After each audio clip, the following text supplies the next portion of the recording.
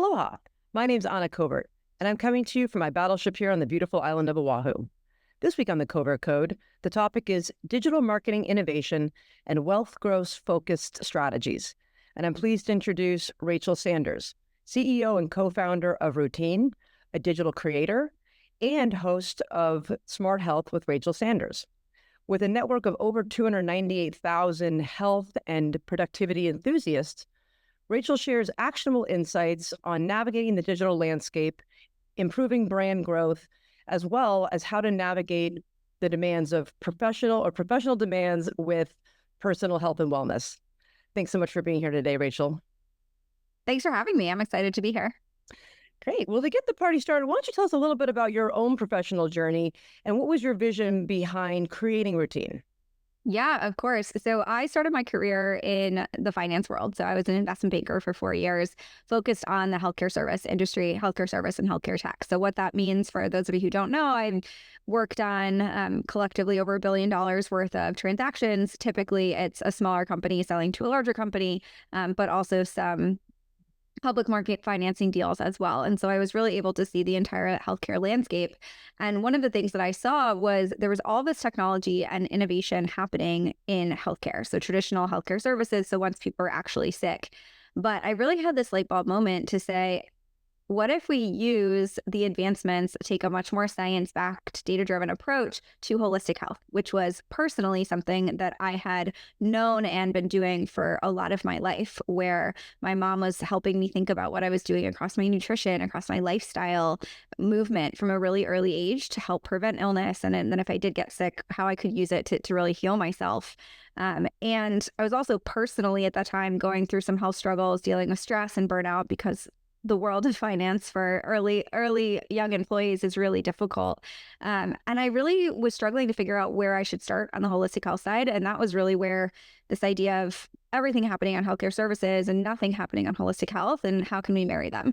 And that's really the idea behind Rootine, creating smarter health solutions for your most vibrant health. And then as we look at our product portfolio and that evolution, that also really stemmed out of my personal health journey, especially postpartum. I've had 2 babies, but after my second baby, I really struggled. I was struggling with mood issues, with irritability, with brain fog, with trouble losing that weight, and really just desperately trying to feel and look like myself again, as many moms do. And it was then that I realized my cortisol was imbalanced, which is your stress hormone, and that I was not the only person in this age group in my mid-30s at that point, but women 30 plus are really having this mental wellness crisis right now, where myself included was dealing with a lot of frustrating daily symptoms, and we wanted to create a smarter, more science-backed, data-driven approach to helping them solve those problems. And that's where we got our functional drink mixes for sleep, stress, and focus that are all clinician formulated, third-party tested, and have really great natural ingredients to really support you when you need it, so they work really quickly. Wow. That is really cool. I actually also, when I was a child, I was like the heavy kid in school. And so I totally appreciate that. Like my mother really took a very active role in helping me understand that I was in control of that. When, of course, when I hit puberty, the weight just dropped off. But getting those really good behaviors early on and the routine that you're going to use in your whole life, I think is so important. So Thank you. Great. So with such a large health and productivity enthusiast audience, what do you think is the most effective, or you found this most effective way to build a community? I would say it's really sharing your own journey and your own experiences. I have become more of an expert in the subjects that I talk about over time through my own personal experience. But it's really around being vulnerable, around sharing what your struggles were, what worked for you, and also reminding people that it's a journey and it's their own. So take what I share, take what's worked for me, try it out, and throw it away if it doesn't work for you. And just allowing that conversation to happen has created a community that's grown really quickly, because people, A, are struggling from a lot of the same things that I was, and B, are looking for solutions, and C, just want to connect with people and hear stories that resonate. I think one of the things, especially in social, that I didn't even really realize was missing until I started building my own community is that there is a lot of people who don't look like women in their 30s, 40s, and 50s sharing what they do online from a wellness perspective, whether it's men in their 40s talking about 2-hour protocols or women in their 20s talking about their 10-step skincare routine when they don't have any wrinkles. It's it's refreshing to have someone who is a mom, who works, who is dealing with a lot of the things that normal everyday people deal with, and her approach to doing it and being productive and building a company and losing 52 pounds in 10 months and basically how I did it all. Yeah, that's really interesting. So what metrics are you looking for to monitor or to measure this engagement's working? Because you said if it's not working, you change direction. I think a lot of businesses struggle with is, everyone wants social engagement or they think that they have to participate. But, is it right for every business? And my feeling is no, it all depends on, is it going to help you achieve your goals? Is it worth the time and investment? And so what metrics do you look at to know that you're on the right track?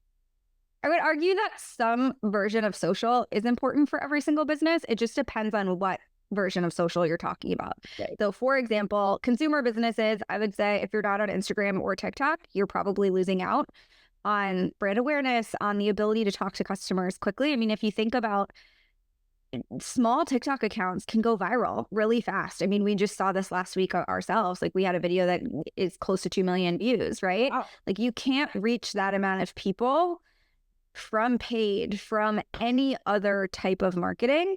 And so that's something to really pay attention to. And then if you're on the B2B side, or you're a coach, or you're building a physician practice, like there's places that those people are. And whether that's LinkedIn or on X or another social network, I know there's some for physicians and things like that. Like social gives us the ability to connect with people faster and more than really anything else.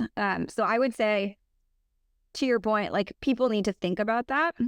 But from a metrics perspective, obviously it needs to make sense for top line growth and your bottom line from a business perspective. So I share a lot of my own social channels. Those are different metrics that I kind of look at. But then I also look at how my content as the founder is impacting business growth. And then the content from our brand account, how is that impacting business growth?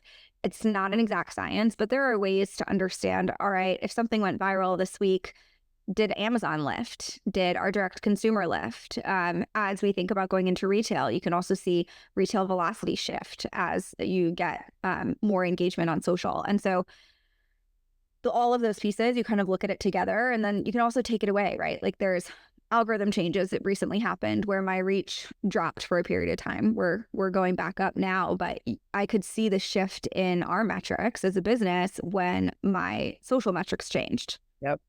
Yeah, interesting. So would you consider yourself an influencer? I guess I have to now. I had 100,000 followers on Instagram, and I've got a combined following just personally of 140, and then add in Rootine, and you're over close to 300,000, and that's influencer numbers. It sure is. Are part of your strategy to, engage with micro influencers to help you spread your word?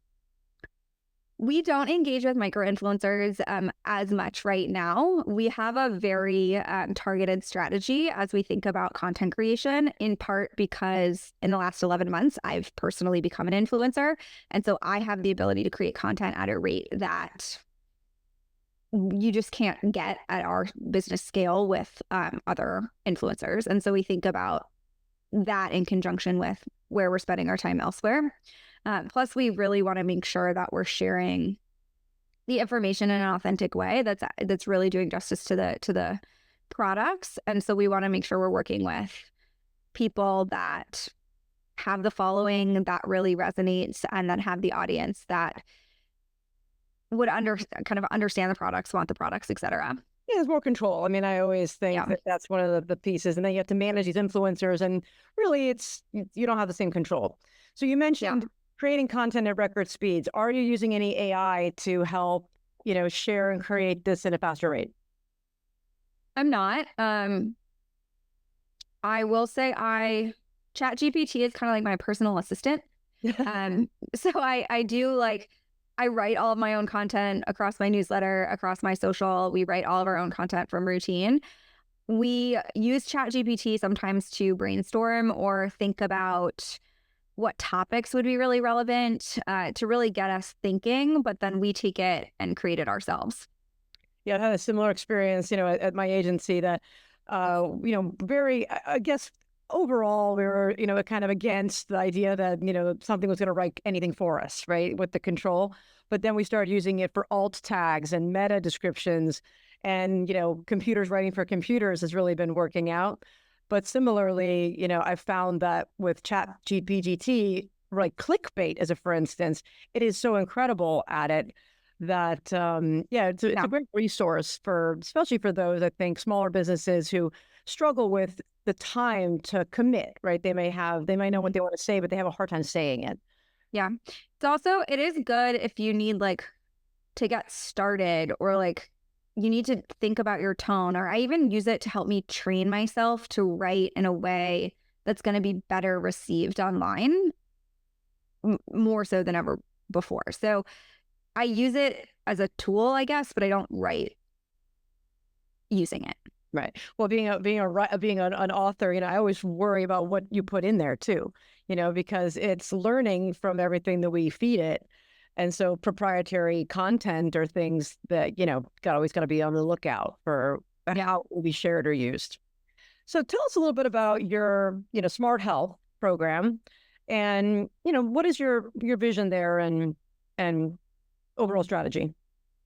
So Smart Health as a podcast is really around talking to the people that are on the ground floor for all the innovation around health and wellness, whether that's the people that are experiencing themselves, the founders, and or the clinicians and the experts, to help people get real, simple, actionable takeaways to improve their everyday routines, everything from stress management to productivity to balancing hormones to thinking about sleep. It's really around bringing those people in, talking about their experiences, and having some actionable takeaways so that people don't leave feeling confused, which a lot of health podcasts, that is the case. That's really interesting. Do you, I guess, noticed, you've been doing this for a while, any overall trends just in overall for professions? Now that after COVID, it seems that people are just maybe having like a COVID, post-COVID delay syndrome, or I'm not sure what to call it, but where they're just feeling more stressed overall, or is there any kind of specific industries that we're seeing that this is becoming more of an issue? It's generally a global crisis in terms of where our stress levels are. So 76% of adults are really stressed on a daily basis, and about a third of the people are so stressed they can't function. Wow. It's not just post-pandemic. So that, I think, was definitely an offset of it. But if you think about, which we're now coming up on close to 5 years since the pandemic, I saw that yesterday and I was just mind-blowing that it's been that long. But if you think about everything that's happened in the last 4.5, 5 years, outside of just the pandemic, we're talking about wars, supply chain issues. There's a presidential election happening right now. There's been crazy inflation. The market's done a lot of weird things. Everything is really uprooted. And then you add on social media and the news, which as creators, we understand that saying more provocative statements or trying to evoke emotion or being more polarizing typically gets more views. And so if you add more and more of those people in the realm where you're constantly consuming it, you're spiking your stress levels constantly. Not to mention work, home, family, especially as we talk about the age group that I talk to, you're probably getting more responsibilities at work. You might be a parent. You might be taking care of aging parents. Your just overall responsibilities are increasing. And so it's everything from the pandemic to the world to just modern life that creates constant stress on our bodies. And stress is one of the worst things for our health. It impacts everything from our moods, obviously, but to gut health, to weight management, to blood sugar management, to contributing to autoimmune disorders, to going to kind of further contribution to potential chronic diseases down the road. So managing stress is such a key part of living a healthy life right now. And it's so hard. And it is. And then, when you just made me think about some of the tools that we use as digital marketers, right, is we're giving people more of what they're looking for, but that might not be what people actually need, right? Because if they're stressed about these sort of specific topics, or, I work with some doctors, and they say that, whenever doctors start medical school, everyone thinks that they have all these conditions because they're learning about them, and they go right to Google and they search, and now all of a sudden everyone has every condition.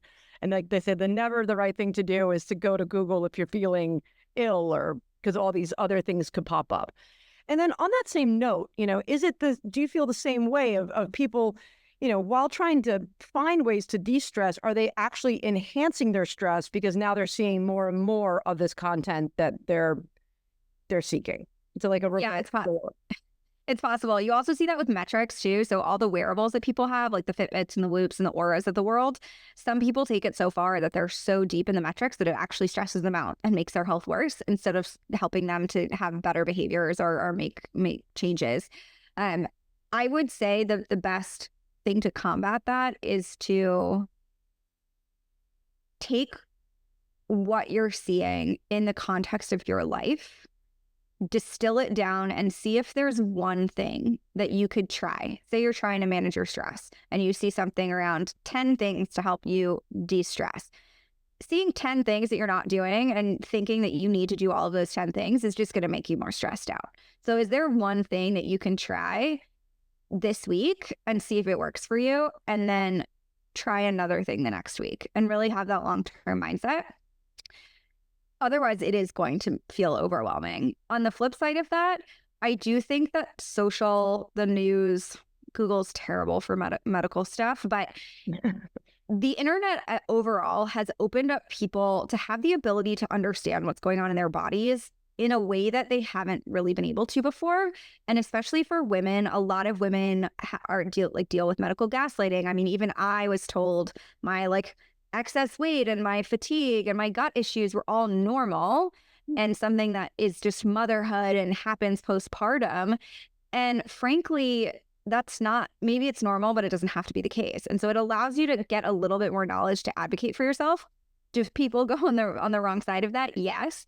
But is having that kind of openness, hearing other people's experiences, understanding all right, if this person has an autoimmune disorder and I'm feeling a lot of those symptoms, maybe I have it, maybe I don't, but maybe that's also a person who has been struggling for 3 years, gone to a bunch of doctors, has no idea, but then they see some piece of content and they're like, actually, I really resonate with this. How can I figure out if I actually do have this? And it gives people some power, which they didn't have before. Yeah, I definitely think the knowledge is power, and it's just interesting now that we know that Google, with this antitrust lawsuit, we know that they are manipulating search in real time based off of device and location, right? And giving us what we want, but it'll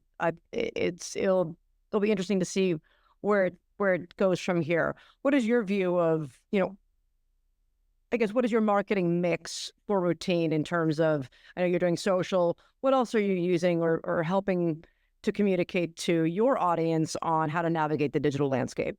Yeah, we've done a lot of different things over the years at Rootine. And I would say the number one thing that we think about is where we can focus, because we're still a small emerging brand. So we have limited time, limited team members, limited resources. And right now that looks like social and some paid ad spend. We also are on Amazon. And then as we look at retail expansion, there's going to be some retail support on that side too. But we don't try to make it overly confusing. We don't try to do too much all at the same time. We've made that mistake before, I will say that. And we just try to make sure that we're really paying attention to our ROAS. We're paying attention to, are we profitable on orders, and then continuing to scale slowly from there. So what is your strategy once you get a new customer? You're doing Amazon, doing all these different direct consumer sales, you have retail locations. Do you have an activation strategy on how to get that customer that you just, won the opportunity to provide a product to invite them into your community?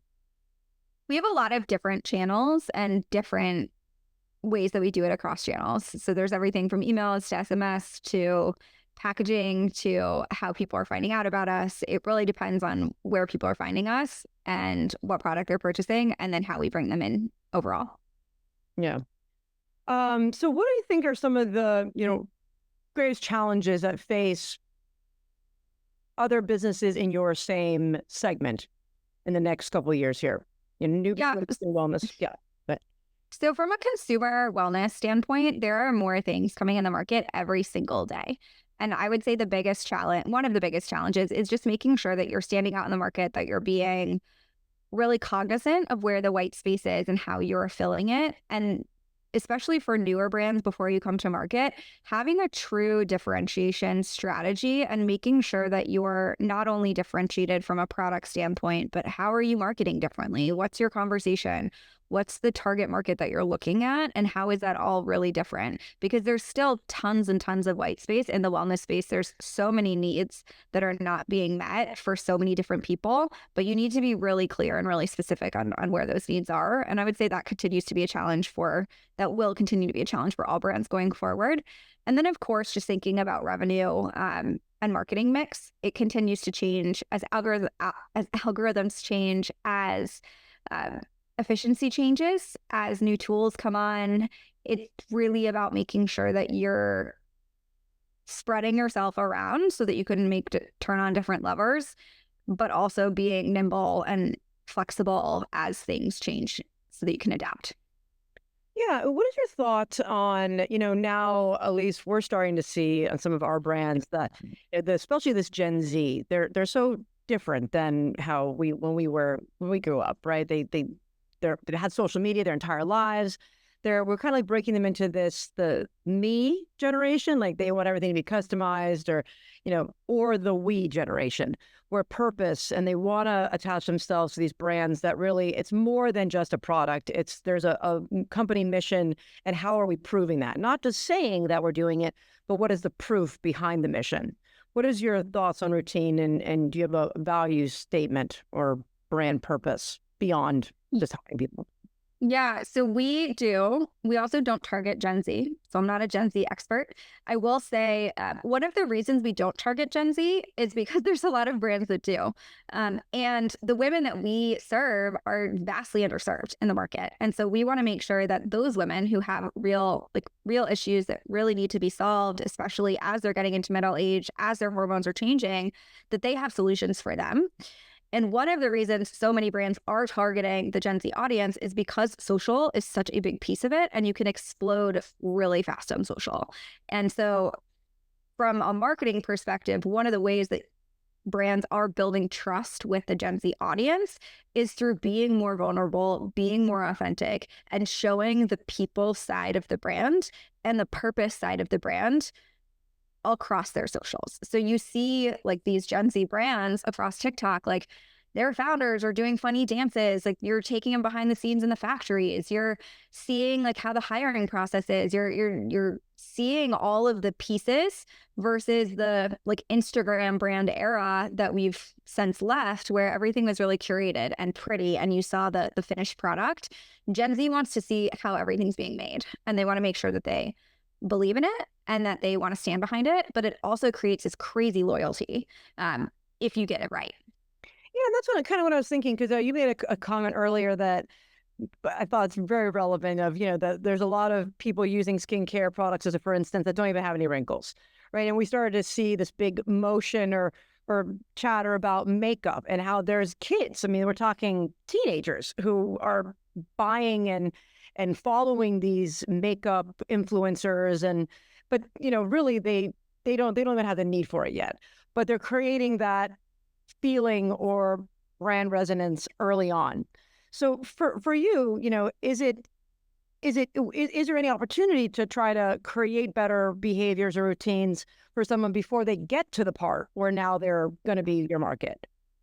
Yeah, no, I love this about the earlier generation. Actually, it's costing their parents a lot more money or themselves a lot more money, because when I was a teenager, I was probably still putting blue eyeshadow on and barely washing my face. But they're exposed to more across wellness, across beauty, across food. They care about what they're putting in and on their bodies in a way that I didn't even know to think about, even growing up in a household where holistic health was really important. And so I think that this movement, for the ones that are really paying attention and locking into this early, is going to be really interesting to see how they look and feel as they age into our demo. Are their hormones going to be more balanced? Are they going to be less stressed? Is their skin going to be better? My guess is probably yes. And it's also forcing all the brands to be more cognizant about what they're putting in the products, if there is efficacy, because one of the problems in supplements is that they don't work. And we really care about efficacy. We invest in clinical trials to prove out not only the ingredients that have clinical studies behind them, but the clinical studies for how all the ingredients that we put in one place interact together. And the newer generations are demanding that kind of thing. Wow, yeah. So I guess my last question for you is, with all I know that you're not using AI for content creation, but where do you see, AI playing a role in your brand's future of how to create a customer, value? We call it value pockets, right? Like, we're now, this customer is interested in these types of services or solutions versus this customer, and using AI to be able to help curate a more relevant conversation. Are you seeing that for yourselves? Yeah. I think there's so much opportunity when it comes to AI as a technology, both from a marketing side, but also from a product development side. So you now can quickly understand everything that's going on with a person and customize products to them. We've already done that. Like, we have algorithms that do some of that, but you can go even further into it across marketing and product development. So I definitely see it being a piece going forward. And I also think, just overall from an industry perspective, it's going to make advancing product development, advancing customer knowledge so much faster and so much cheaper. And so I think there's going to be even more brands that come to market, because you can build a brand with not a ton of money now, especially as you think about the ChatGPTs and the other AI products as supportive. You can just do things a lot faster and cheaper than ever before. Thanks so much for being here. I guess the last thing is, what's next for you? Is there any, you're working on Rootine? Is there any new products that you want to talk about that you're going to be sharing, or anything new coming up? We recently launched these, so we're exploring what innovation looks like, maybe new flavors, maybe some additional new products. And then on the personal side, one thing that I'm excited about is I'm in the process of becoming a certified hormone health coach. I'm not actually going to go into coaching at this point, but it's really to help propel just my knowledge and propel the business forward, which I'm really excited about. Well, that's very exciting. Well, thanks so much for being a guest today. And for everyone who's listening, you can learn more about Rachel online. You can go to routine.com. Is it routine.com? Oh, no, routine.co. Or find her on LinkedIn. And please join me next week as I interview another industry expert on a topic to help you succeed on and offline. See you in the pixels. Aloha.